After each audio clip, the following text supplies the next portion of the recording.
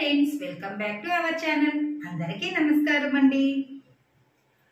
ఓం గం గణపతినే నమః, ఓం సరస్వతినే నమః, ఓం గురుభ్యో నమః. ఈరోజు కార్తీక పురాణంలోని 13వ అధ్యాయం కన్యాదాన ఫలం గురించి తెలుసుకుందాం. ఇదే మొదటిసారిగా నా వీడియో చూస్తున్నట్టయితే ప్లీజ్ లైక్ చేయండి, షేర్ చేయండి, సబ్స్క్రైబ్ చేయండి. ఇలాంటి ఎన్నో సరికొత్త వీడియోస్ తోటి మీ ముందుకు వస్తాను. ప్లీజ్ సపోర్ట్ మీ. కన్యాదాన ఫలము. ఓ జనక చక్రవర్తి, కార్తీక మాసంలో ఇంకనూ విధిగా చేయవలసిన ధర్మములు చాలా ఉన్నవి. వాటిని వివరించెదను, సావధానుడవై ఆలకింపుము. కార్తీక మాసంలో నదీ స్నానము ముఖ్యము. దీనికంటే ఒక పేద బ్రాహ్మణుని కుమారునకు ఉపనయనం చేయుట ముఖ్యము. ఒకవేళ ఉపనయనంకు అగు ఖర్చు అంతయు భరింపశక్యము కానప్పుడు మంత్రాక్షింతలు, దక్షిణ తాంబూలాది సంభావనలతో తృప్తిపరిచినను ఫలము కలుగును. ఈ విధంగా ఒక పేద బ్రాహ్మణ బాలునికి ఉపనయనము చేసిన ఎడల ఎంతటి మహాపాపములు చేసియున్నను, ఎంతటి దుష్కర్మలు చేసియున్నను, ఎంతటి వ్యభిచారములు చేసియున్నను ఆ పాపములన్నీ పోవును. ఎన్ని నూతన తటాకములు త్రవ్వించి నన్ను ఈ పైన చెప్పినట్లుగా ఒక బ్రాహ్మణ బాలునకు ఉపనయనం చేసినందువల్ల వచ్చు ఫలమునకు సరితూగవు. అంతకన్నా ముఖ్యమైనది కన్యాదానము. కార్తీక మాసమందు భక్తి శ్రద్ధలతో కన్యాదానము చేసిన ఎడల తాను తరించుటయే కాక తన పితృదేవతలను కూడా తరింపచేసిన వాడగును. ఇందులకు ఒక ఇతిహాసము కలదు, చెప్పుదును, శ్రద్ధగా ఆలకింపుము. సువీర చరిత్రము. ద్వాపర యుగములో వంగదేశములో గొప్ప పరాక్రమవంతుడు సూర్యుడు అయిన సువీరుడను ఒక రాజుండెను. అతనికి రూపవతి అను భార్య కలదు. ఒకసారి సువీరుడు శత్రురాజులచే ఓడింపబడిన వాడై భార్యతో అరణ్యమునకు పారిపోయి ధనహీనుడై నర్మదా నదీ తీరమందొక పర్ణశాలను నిర్మించుకొని కందమూల ఫలాదులను భక్షించుచు కాలము గడుపుచూ ఉండెను. కొన్ని రోజులకతని భార్య ఒక బాలికను కనెను. ఆ బిడ్డను అతి గారాభంతో పెంచుచుండిరి. క్షత్రియ వంశమందు జన్మించిన ఆ బాలికకు ఆహారాది సదుపాయాలు సరిగా లేకపోయినప్పటికీ శుక్లపక్ష చంద్రుని వలె దినదినాభివృద్ధి నొందుచు అతి గారాభంతో పెరుగుచుండెను. ఆమె చూచువారులకు కనుల పండువగా ముద్దులకు మాటలతో చాలా ముచ్చటగా నుండెను. దినములు గడుచుకొలది బాలికకు నిండు యవ్వనం దశ వచ్చెను. ఆ దినమున వనప్రస్థానన కుమారుడు బాలికను కాంచి ఆమె అందచందములకు పరవశుడై ఆ బాలికను తనకిచ్చి పెండ్లి చెయ్యమని ఆ రాజును కోరెను. అందులకా రాజు, ఓ మునిపుత్ర, ప్రస్తుతము నేడు కడు బీద స్థితిలో నున్నాను. అష్టదరిద్రములు అనుభవించుచూ ఉన్నాను. మా కష్టములు తొలగుటకుగాను నాకు కొంత ధనమిచ్చిన ఎడల నా కుమార్తెని ఇచ్చి పెండ్లి చేతునని చెప్పగా తన చేతిలో రాగి పైసైనను లేకపోవుటచే బాలికపైనున్న మక్కువతో ఆ మునికుమారుడు నర్మదా నదీ తీరమున కుబేరుణ్ణి గూర్చి ఘోర తపమాచరించి కుబేరుణ్ణి మెప్పించి ధనపాత్ర సంపాదించెను. రాజు ఆ పాత్రను పుచ్చుకొని సంతోషించి తమ కుమార్తెను మునికుమారునికి ఇచ్చి పెండ్లి చేసి నూతన దంపతులనిద్దరిని అత్తవారింటికి పంపెను. అటులా మునికుమారుడు భార్యను వెంటబెట్టుకొని వెళ్ళి తల్లిదండ్రులకు నమస్కరించి అంతవరకు జరిగిన వృత్తాంతమంతయు చెప్పి భార్యతో సుఖముననుభవించుచుండెను. సువీరుడను మునుకుమారుడిచ్చిన ధనపాత్రను తీసుకుని స్వేచ్ఛగా ఖర్చు పెట్టుచు భార్యతో సుఖముగా ఉండెను. అటుల కొంతకాలము జరిగిన తరువాత ఆ రాజు భార్యామణి మరొక బాలికను కనెను. ఆ బిడ్డకు కూడా యుక్త వయసు రాగానే మరలా ఎవరికైనను ధనమునకు అమ్మవచ్చునన్న ఆశతో ఎదురు చూచుచుండెను. ఒకానొక సాధు పుంగవుడు తపతీ నదీ తీరము నుండి నర్మదా నదీ తీరమునకు స్నానార్థమై వచ్చుచు దారిలోనున్న సువీరుణ్ణి కలుసుకొని, ఓయి నీవెవ్వడవు? నీ ముఖవర్చస్సు చూడ రాజవంశమునందు జన్మించిన వాని వలె నున్నావు. నీవీ అరణ్యమందు భార్యాబిడ్డలతో వసించుటకు కారణమేమి అని ప్రశ్నించగా, సువీరుడు, మహానుభావా, నేను వంగదేశపు నేలుచుండెడి సువీరుడను, రాజును. నా రాజ్యమును శత్రువులపహరించినందుచే భార్యా సమేతముగా నీ ఈ అడవిలో నివసించుచున్నాను. దారిద్ర్యము కంటే కష్టము ఏదియును లేదు, పుత్రశోకము కంటే గొప్ప దుఃఖము లేదు. అటులని భార్యా వియోగము కంటే గొప్ప సంతాపము మరొకటి లేదు.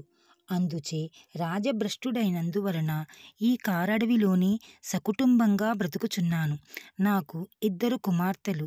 అందు మొదటి కుమార్తెను ఒక మునిపుత్రునికిచ్చి వాని వద్ద కొంత ధనము పుచ్చుకుంటిని.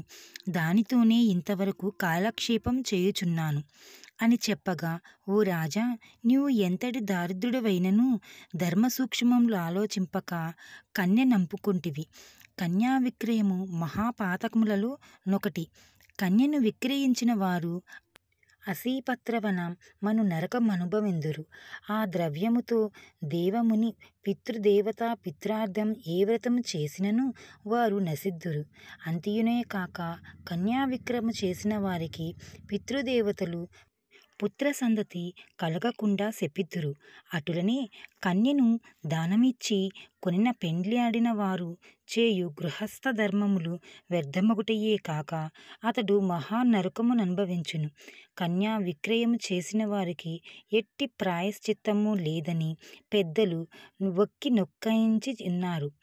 కావున రాబోవు కార్తీక మాసమున నీ 2వ కుమార్తెను నీ శక్తి కొలది బంగారు ఆభరణములతో అలంకరించి సదాచార సంపన్నమునగు ధర్మబుద్ధి గలవానికి కన్యాదానము చేయుము.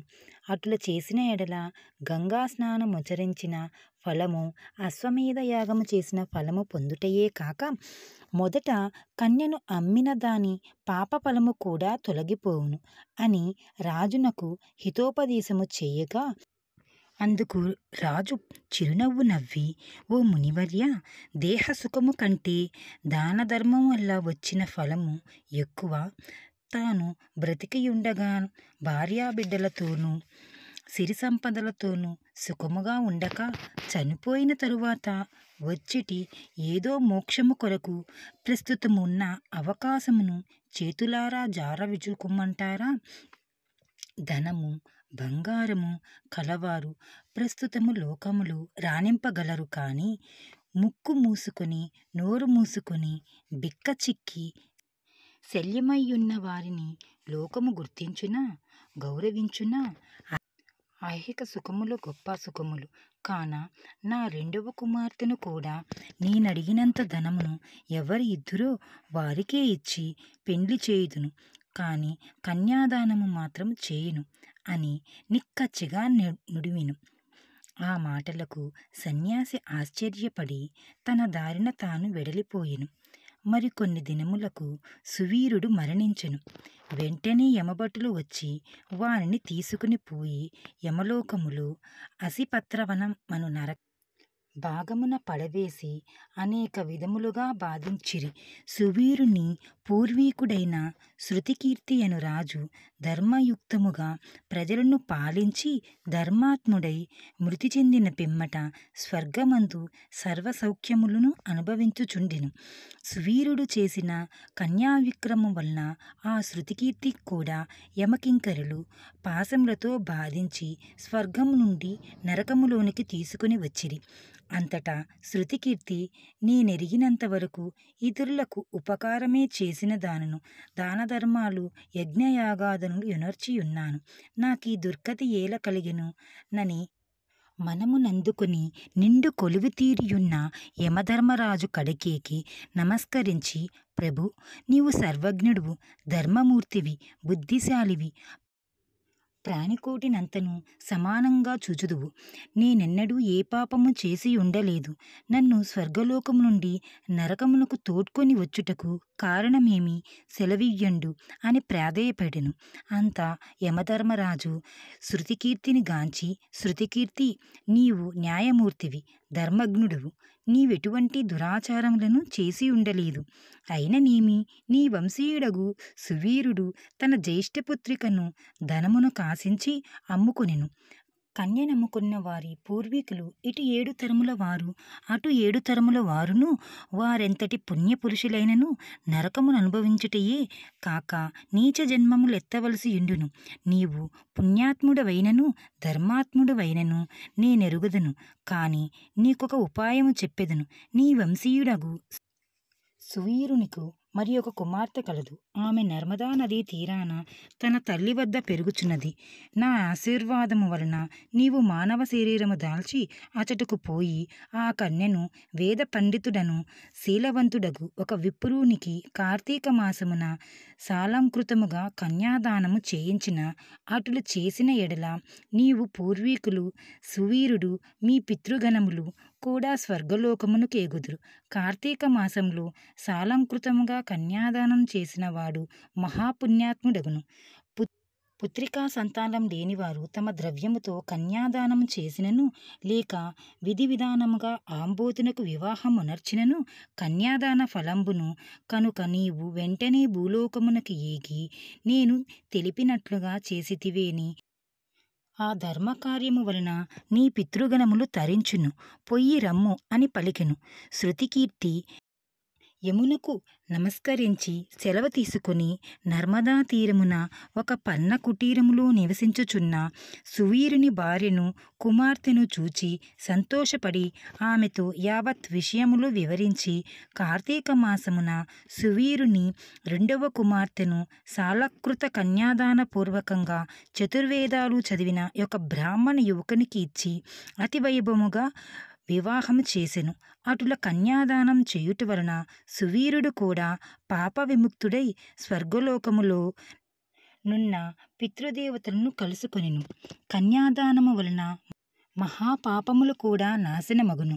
వివాహం విషయంలో వారికి మాట సహాయం చేసినను పుణ్యము కలుగును.